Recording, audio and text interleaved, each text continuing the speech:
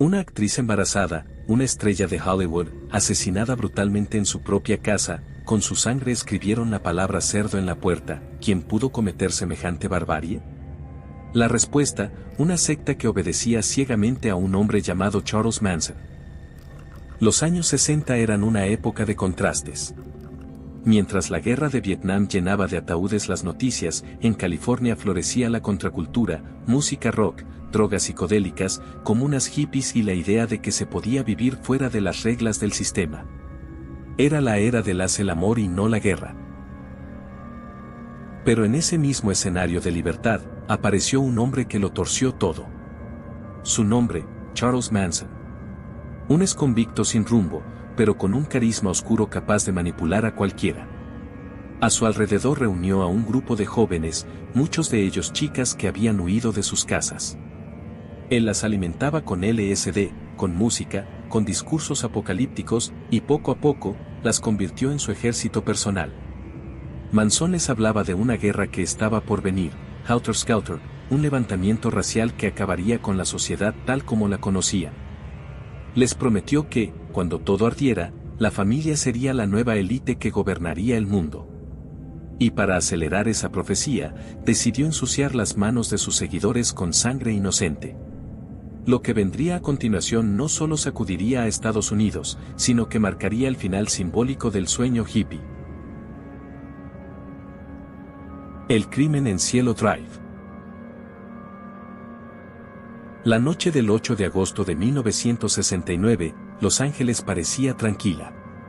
En la mansión de Cielo Drive 10050, la actriz Sharon Tate cenaba con 3 amigos. Su esposo, el director Roman Polanski, estaba en Londres por trabajo. Sharon, con apenas 26 años, estaba embarazada de 8 meses y medio, esperaba con ansias la llegada de su primer hijo. Esa misma noche, a pocos kilómetros de allí, Charles Manson daba una orden a sangre fría. Es el momento.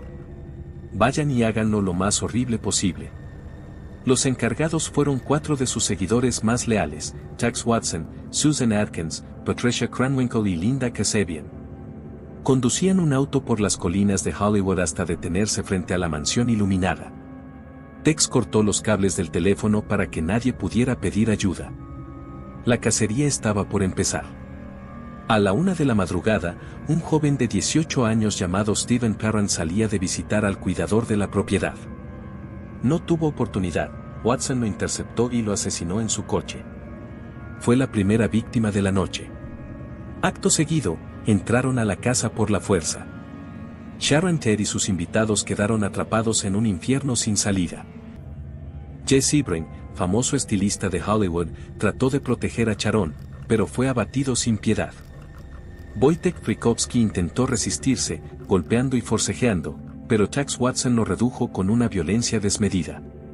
Abigail Fowler logró escapar al jardín, corriendo desesperada bajo la luz de la luna, pero la alcanzaron en el césped. Y finalmente, Sharon Tate. Embarazada, indefensa, suplicó por la vida de su bebé. Sus últimas palabras, según contaron después los asesinos, fueron un ruego: por favor, déjenme tener a mi hijo. Su súplica fue ignorada. El silencio de la mansión se rompió con gritos, disparos y el eco de la brutalidad. Cuando todo terminó, los atacantes usaron la sangre de Sharon para dejar un mensaje escrito en la puerta: Pig, cerdo. Una palabra que no solo marcaba el inicio de la pesadilla, sino que buscaba encender la guerra racial que Manson tanto predicaba. La segunda masacre.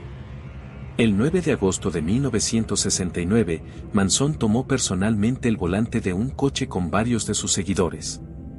Quería demostrar control absoluto sobre la familia. Esa noche eligió al azar una casa en un vecindario de clase media, la residencia del matrimonio Leno y Rosemary LaBianca. Leno era dueño de un supermercado. Rosemary, su esposa, administraba una boutique de ropa. Una pareja común, sin enemigos, sin relación alguna con Hollywood. Ese fue precisamente el punto, demostrar que nadie estaba a salvo. Manson entró primero a la casa, despertó al matrimonio y los ató, asegurándose de que estuvieran bajo control. Después, dejó a su ejército para que terminara el trabajo. La pareja fue sometida a un suplicio implacable. Leno LaBianca recibió decenas de puñaladas, mientras le clavaban un tenedor de cocina en el estómago, dejándolo como una grotesca firma del crimen. Rosemary LaBianca escuchó todo desde la otra habitación antes de ser asesinada con más de 40 puñaladas. Antes de marcharse, los asesinos dejaron mensajes escritos con sangre en las paredes y hasta en la nevera. Palabras como Rise, Death to Pigs y, sobre todo, Helter Skelter, el nombre de la supuesta guerra apocalíptica que Manson les había hecho creer. La ciudad entera entró en estado de pánico. En menos de 2 días, 7 personas habían sido asesinadas brutalmente en sus propias casas.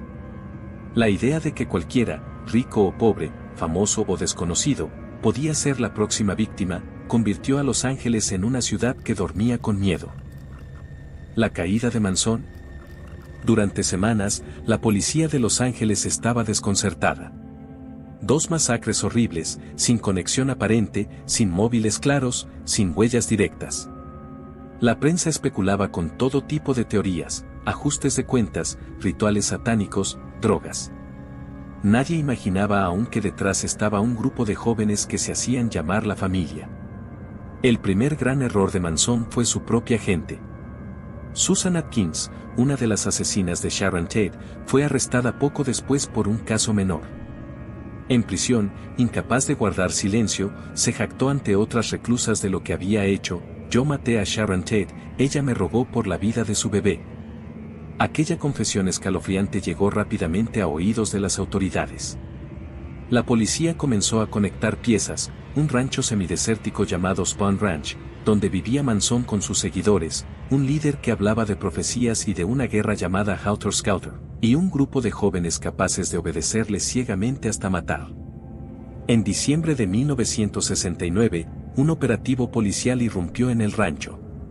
Charles Manson fue arrestado junto con varios miembros de su secta.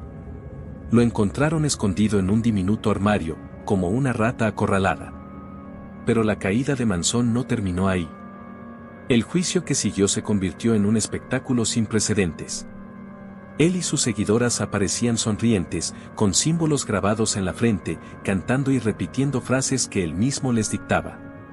Incluso intentaron intimidar al jurado y al juez con miradas y gestos coordinados. Lo que buscaba Manson era un circo mediático que lo inmortalizara. Lo que consiguió fue mostrarse al mundo como lo que realmente era, un manipulador despiadado que nunca apretó el gatillo, pero que usó la mente de otros como armas. Finalmente, en 1971, Manson y varios de sus seguidores fueron declarados culpables y condenados a la pena de muerte. Solo un año después, cuando California abolió temporalmente la pena capital, sus condenas se convirtieron en cadena perpetua. Y así, el hombre que quiso desatar el caos en el mundo, pasó el resto de su vida encerrado, viendo cómo su profecía nunca llegaba. Impacto y legado. Los asesinatos de Cielo Drive y de los LaBianca no fueron simples crímenes, fueron un terremoto cultural que sacudió a todo Estados Unidos y al mundo entero. En Hollywood, el efecto fue inmediato. Estrellas de cine y músicos que vivían en mansiones abiertas comenzaron a contratar seguridad privada, a instalar alarmas y a encerrarse tras altos muros. La sensación de glamour californiano se quebró, ya nadie se sentía seguro, ni siquiera en las colinas doradas de Los Ángeles. Pero el impacto fue más profundo que el miedo físico. El caso Manson se convirtió en un símbolo del fin de una era. Los años 60 habían sido la década del amor libre, los festivales, el ideal hippie de fraternidad universal. Esa utopía se derrumbó cuando el mundo vio cómo un hombre manipulador pudo convertir a un grupo de jóvenes en asesinos despiadados, usando precisamente el lenguaje del amor, la música y la libertad. Muchos historiadores dicen que las muertes de Sharon Tate y sus amigos marcaron el final de la inocencia hippie. El juicio, por su parte, cambió la relación entre crimen y medios. La imagen de Manson, con su mirada penetrante y la 10ª tallada en la frente, se convirtió en portada de periódicos y revistas. El juicio fue televisado, seguido casi como un espectáculo macabro.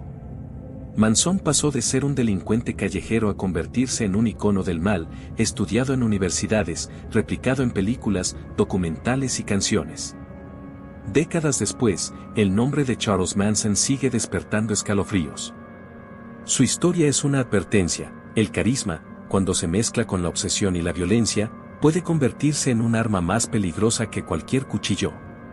Sharon Tate, en cambio, quedó en la memoria como lo que era, una joven de 26 años, con una carrera prometedora y un futuro familiar arrebatado antes de nacer. Su muerte no solo conmocionó a Hollywood, sino que la convirtió en un símbolo de inocencia perdida. Manson murió en prisión en 2017. Nunca salió, nunca ganó nada, nunca cumplió su profecía. Pero su sombra aún persiste, como recordatorio de que el mal puede presentarse disfrazado de líder, de guía, incluso de salvador. Sharon Tate tenía 26 años.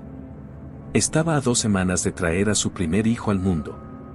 Sus sueños eran los mismos que los de cualquier joven madre: una familia, una vida tranquila junto a la persona que amaba.